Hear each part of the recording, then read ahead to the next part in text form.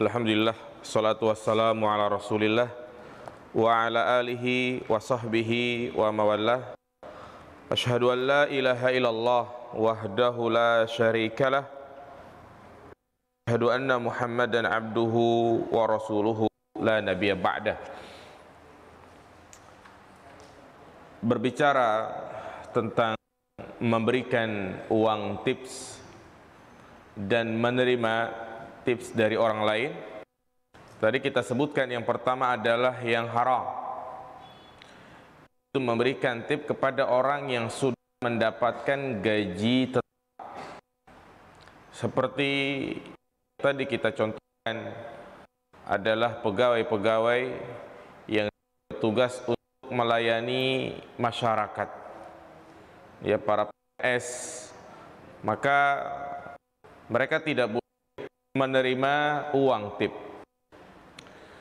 Berdasarkan hadis Nabi SAW, hadiah umal gululun, memberikan hadiah kepada pegawai, maka itu termasuk gulul, berkhianat. Juga misalnya memberikan tips kepada teknisi yang ada di bengkel resmi, ya, juga tidak boleh jawab kalian. Kenapa? Karena termasuk ke dalam sabda Nabi tadi, hadiyatul umal gululun, akan mengganggu kinerja dia. Pasti biasanya kalau kita misalnya servis motor, servis mobil di situ rutin, dan setiap selesai kita membayar ke kasir, kemudian kita kasih tips 10.000, 10.000, kira-kira pelayanannya gimana aja mas kalian? Ya, pelayanannya beda dengan orang yang tidak memberikan tips. Giliran kita yang mau servis, mungkin mereka itu teknisnya rebutan. Biar anak aja yang ngurusin. Kenapa? Karena akan dapat tips. Berbeda dengan kalau kita nggak ngasih. Ya, pasti orang pada nggak mau. Artinya pelayanannya itu. Nah, ini mengganggu kinerja. Jadi tidak diperbolehkan memberikan tip kepada mereka yang sudah mendapatkan gaji tetap.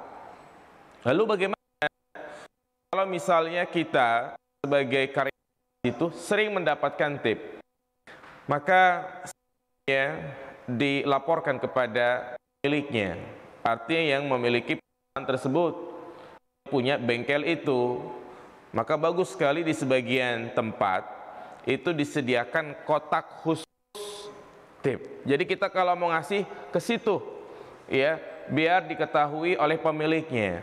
Makanya yang kedua, jika dia bekerja sendiri, ya, freelance, misalnya dia yang memiliki suatu perusahaan, artinya dia memang yang punya, maka boleh, ya, kita memberikan tip kepadanya. Seperti misalnya kita memberikan, ya, ongkos lebih kepada tukang Gojek, ya, boleh memberikan ongkos lebih kepada taksi, maka itu diperbolehkan karena mereka tidak mendapatkan gaji tetap. Iya, jadi itu harus kita pahami jamaah sekalian, yang mana sekarang ini, ya, pemberian hadiah atau gratifikasi itu pada hakikatnya adalah suap. Makanya Nabi SAW melarang hal tersebut karena akan mengganggu kinerja pada pekerjaan itu. Iya. Untuk juga memberikan hadiah kepada guru. Iya, memberikan hadiah kepada guru juga boleh. Karena ya dia sudah mendapatkan gaji tetap dan juga khawatir terjadi pilih kasih kepada murid. Coba antum misalnya hadiah kepada wali kelas, ya. Nanti wali kelasnya ini akan rasa pilih kasih. Misalnya anak tersebut nilainya rendah, pasti mau ngasih rendah kayaknya, waduh gimana, gak enak. Orang tuanya udah, adalah kasih aja nilai 80. Nah, itu sebabnya tidak diperbolehkan. Iya. Namun bukan berarti kita itu nggak boleh pada dia. Boleh memberikan hadiah kepada, kayak tadi misalnya teknisi yang ada di bengkel, cuman momennya jangan berkaitan dengan pekerjaan kita. Ya, misalnya sedekah Jumat, kita ingin membayar zakat, silahkan, diperbolehkan. Yang penting dari pekerjaan dia. Atau juga kita ingin mengucapkan terima kasih kepada guru yang telah mengajar anak kita. Boleh, kalau bisa diberikannya itu setelah pendidikan kelas atau lulus, di mana dia sudah tidak menjadi guru anak kita lagi. Ya, karena itu diberikan di awal-awal semester, apalagi menjelang semester, menjelang UKK, PTS, ini khawatir ya akan terjadi pilih kasih. Ya, termasuk juga yang tidak diperbolehkan yaitu pegawai menyembunyikan bonus, manipulasi nota, menyembunyikan diskon. Misal dia adalah seorang kurir di suatu perusahaan yang biasanya membeli barang untuk perusahaan, ya.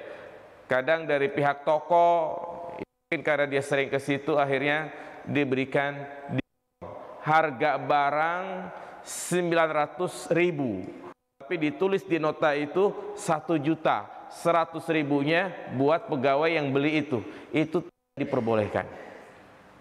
Ya, itu termasuk menyembunyikan diskon. Kalaupun dia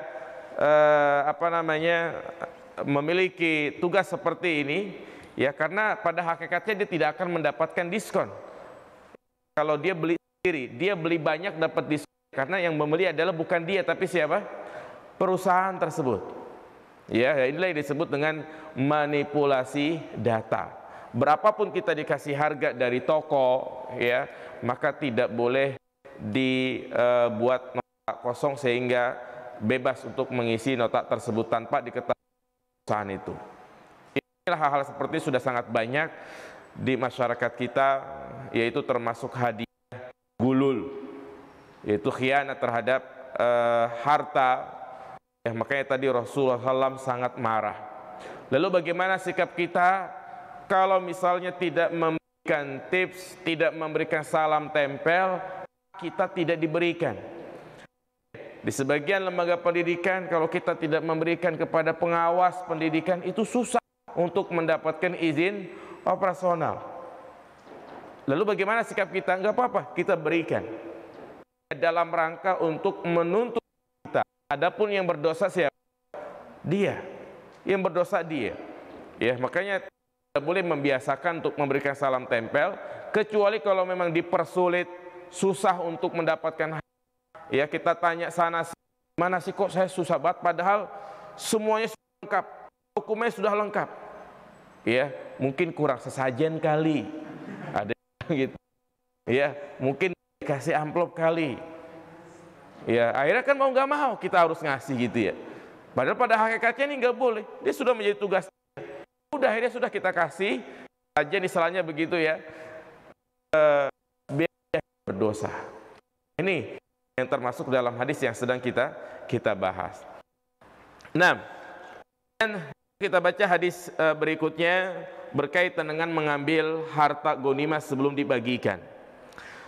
Kata Abu Hurairah, di mana dia mengatakan, kami keluar bersama Rasulullah SAW dalam perang Khaybar, kemudian kami tidak mendapatkan ghanimah berupa emas ataupun perak, tapi kami mendapatkan ghanimah perhiasan, makanan dan pakaian. Kemudian kami pun tiba di suatu lembah bersama Nabi. Ada seorang budak, ya, seorang budak yang telah dihadiahkan kepada Nabi SAW. Falamma nazalna qauma abdu Rasulillah sallam yahullu rihlahu. Kemudian budak tersebut turun untuk membuka pembekalannya. Nah, ketika dia sedang mengurusi perbekalannya itu, tiba-tiba ada anak panah yang mengarah kepadanya, dan dia pun terkena anak panah dan tewas.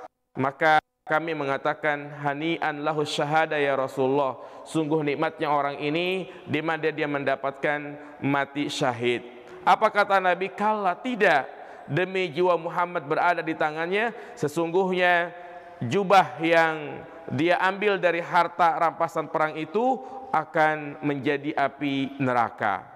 Ya. Kenapa? Karena lam tusibhal maqasim, karena dia telah mengambil harta ghanimah sebelum dibagikan. Jadi intinya ya, harta ghanimah yang sebelum dibagikan maka itu haram diambil. Barangkali itu yang bisa kita sampaikan berkaitan dengan pembahasan dosa besar yang ke-19. Ya, silakan yang ada pertanyaan ditulis. Ya, di sini ada pertanyaan.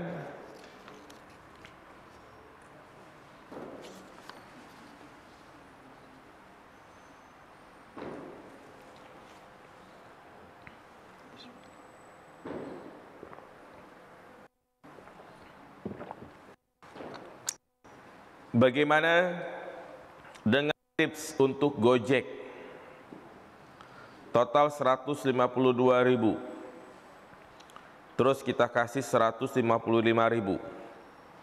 Apakah diperbolehkan? Tadi sudah saya jelaskan, boleh atau tidak? Boleh ya. Diperbolehkan. Karena ya dia tidak mendapatkan gaji tetap ya, perian, dan juga ini tidak mempengaruhi kinerja dia. Iya, artinya kalau kita pesan Gojek juga pasti yang dapatnya bukan dia lagi, artinya tidak mempengaruhi kinerja dia. Ya, jadi diperbolehkan. Jadi intinya tidak semuanya makan uang itu nggak boleh, ada yang diperbolehkan. Iya.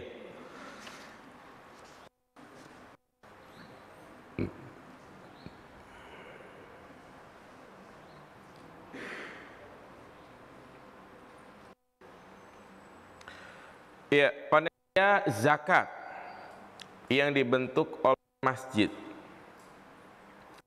dan mereka diberi upah dan beras oleh ketua panitia zakat. Yang benar diambil dari uang apa upah tersebut? Beras tersebut, syukron. Ya, jadi saya sampaikan status panitia penerimaan zakat di masjid itu dia statusnya adalah sebagai wakil, bukan sebagai amil. Amil itu di mana ditunjuk oleh pemerintah, ditugas pemerintah yang karena memang semata-mata sebagai orang yang mengurusi zakat, maka dia berhak untuk mendapatkan zakat 1/8 ya, dari 8 yang boleh menerima zakat: fakir, miskin, gharib, alaf, sabilillah, diantaranya adalah amil.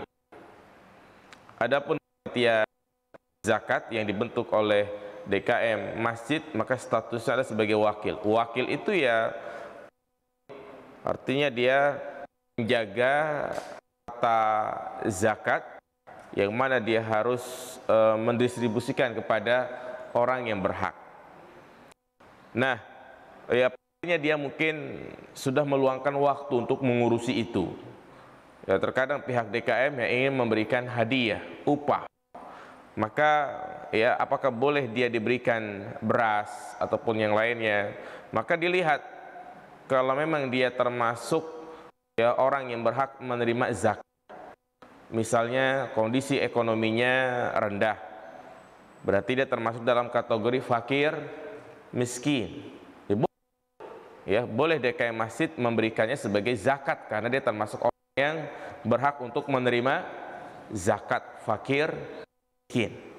Ya.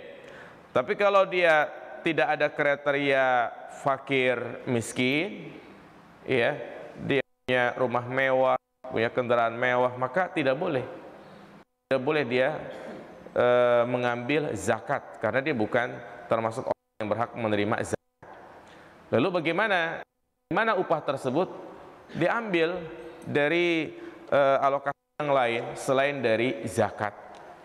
Ya, ya mungkin dari sodako atau hadiah. Yang penting jangan diambil dari zakat, karena itu adalah amanah disampaikan kepada yang berhak.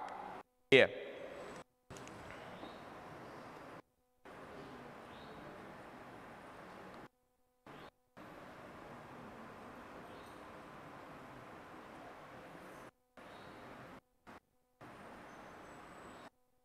bagaimana cucu